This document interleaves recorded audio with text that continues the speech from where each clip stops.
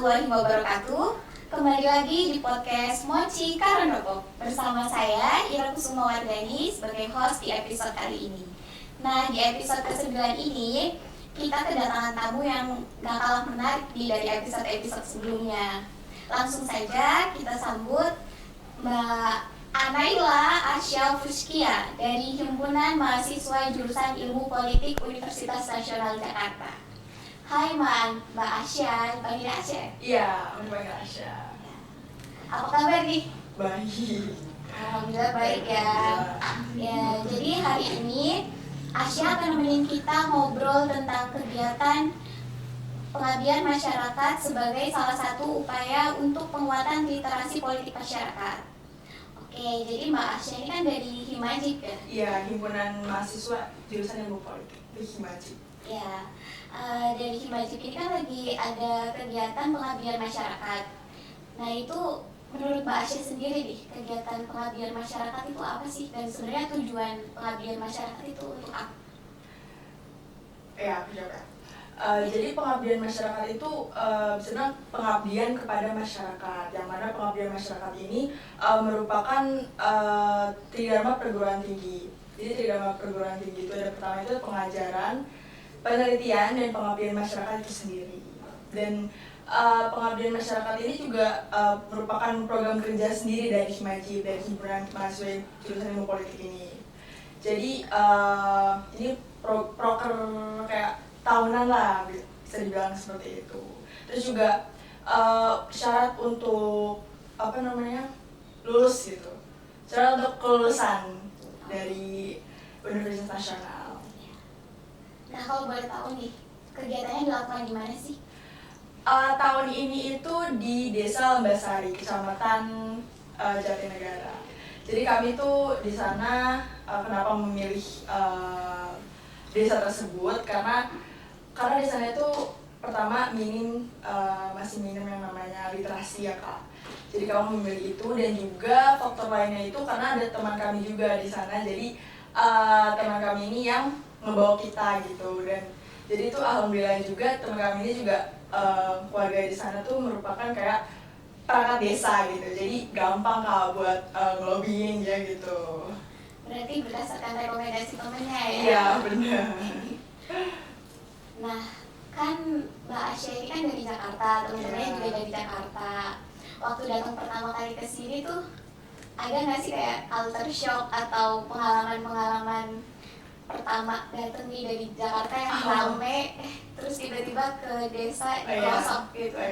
Kalau dari culture shock sendiri itu gini ya, jadi itu di desa itu kita tuh kayak diwajibin bukan diwajibin sih, kayak karena dekat sama pondok pesantrennya. Jadi itu kita yang perempuan maupun laki-laki itu jadi harus kayak lebih open lah sama pakaiannya gitu dan cara bicaranya. Kita kan juga di desa orang ya, jadi harus kayak ngeliat lah kita membawa kita lah gitu intinya. Jadi tuh jadi yang perempuan tuh harus pakai jilbab gitu. Sebenarnya aku nggak pakai ya. Jadi kayak tapi ya udah, tapi emang bener-bener kayak seketat itu, jadi harus pakai jilbab. Maupun laki-laki kalau misalnya mau keluar rumah, keluar base camp, itu harus pakai sarung, pokoknya benar-benar ketutup gitu, jangan pakai celana pendek gitu. Karena kita juga nggak enak sama orang-orang di sana ya, karena mereka emang jadi tuh kalau sehabis kita bangun tuh kayak sekitar masih pagi gitu, mereka aja kayak udah ngajian. Terus kalau misalnya sehabis maghrib itu udah gelar pengajian gitu. Jadi emang bener-bener se-islami itu di desa Lembasari. Bener-bener kayak lingkungan pondok gitu ya? Iya bener. Kalau misal tanggapan masyarakat tentang kedatangan Asya dan teman-teman untuk kegiatan pengabdian masyarakat itu gimana sih? Mereka excited atau bingung nih? Tanggapan masyarakat, karena aku di sini juga aku baru sampai tuh hari Minggu Kak. Hari Minggu, Senin, Selasa sekarang. Jadi kayak excited sama kedatangan kita, karena kita kan juga ngelibatin mereka gitu di acara-acara kita. Kayak kemarin ada opening ceremony itu kita ngundang dari perangkat desa itu sendiri, terus ibu-ibu PKK, terus dari Karang Taruna dari sana. Terus juga hari ini tuh ada kelas mengajar Kak, jadi kelas mengajar itu kita ngelibatin anak SDN Lembasari 02. Jadi mereka datang ke sekolah, terus kita ngisi acara di situ. Tema itu tentang pendidikan Pancasila gitu, jadi kita sekalian have fun juga di sana gitu. Terus juga kayak jam segini lagi ada diskusi politik, jadi disingkat itu ngobrol politik. Jadi sekalian kita ngobrol politik, kita juga sehabis FGD itu kita juga ada pelatihan barista gitu buat orang-orang di sana gitu untuk UMKM mereka gitu. Kalau ngobrol politiknya itu sama orang masyarakat sekitar juga gitu? Iya, kita ngundang Karang Taruna gitu buat jadi peserta, termasuk juga peserta dari ilmu politik di Universitas Nasional juga. Jatinegara ini kan kemarin kebetulan merupakan kecamatan yang tingkat partisipasi politik masyarakatnya masih rendah. Yeah. Menurut Asya dan teman-teman Asya, ada nggak sih kayak kegiatan yang mungkin bisa meningkatkan literasi politik dan partisipasi politik masyarakat di lingkungan sana? Untuk itu kita tuh kan sering melibatkan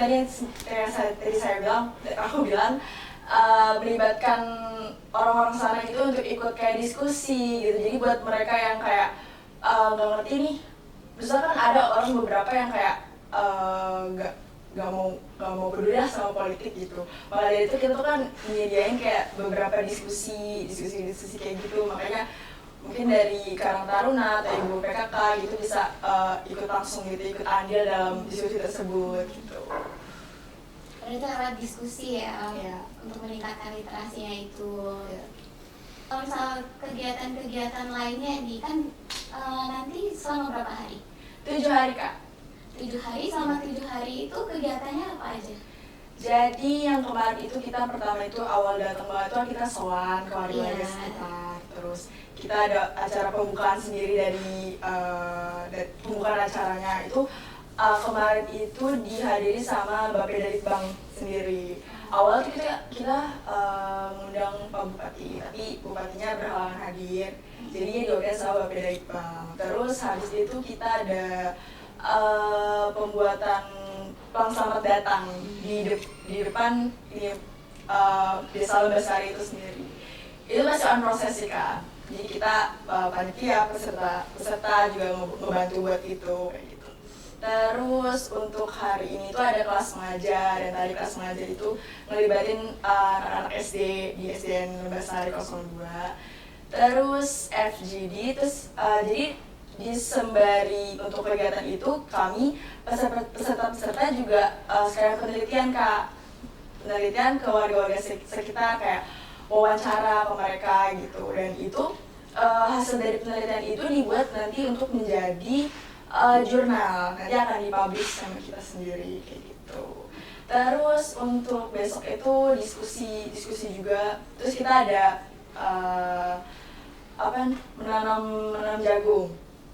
Kita menanam jagung karena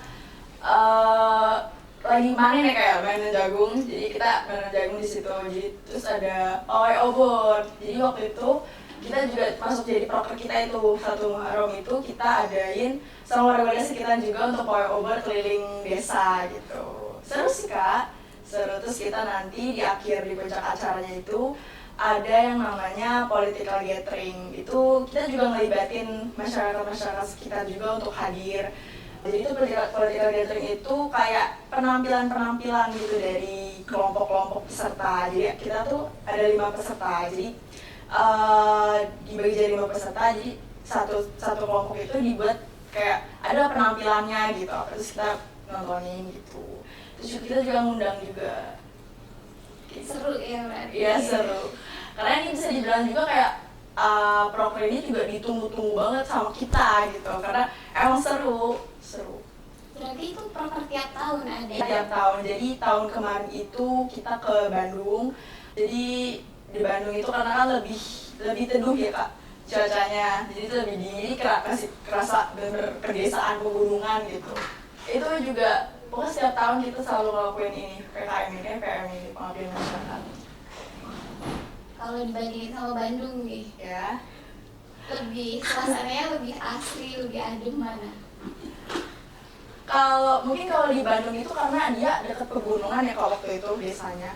Jadi kayak event itu walaupun dia itu mau pagi, siang atau malam itu hawa itu bener dingin banget, hawa pegunungan. Nah kalau di sini di Tegal cerah ya, cerah, jadi cerah banget kayak bener-bener mataharinya tuh kayak bener-bener ke kepala banget.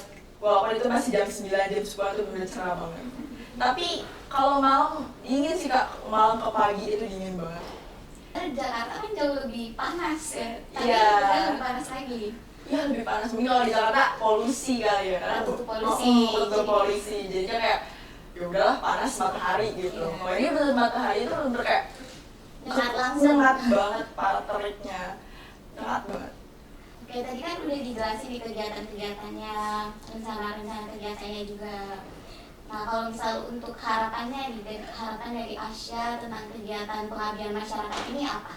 Mungkin harapan dan aku dan teman-teman yang lain ya, harapan aku sih kayak semoga yang kita tempati sekarang kayak desa Lembah Sari itu dan warga sekitar juga dapat manfaatnya gitu yang selama ini yang kami kasih gitu materinya kayak FGD itu, dan semoga juga partisipasi dan minimum literasi itu juga mengurang gitu di desa Lembah Sari itu.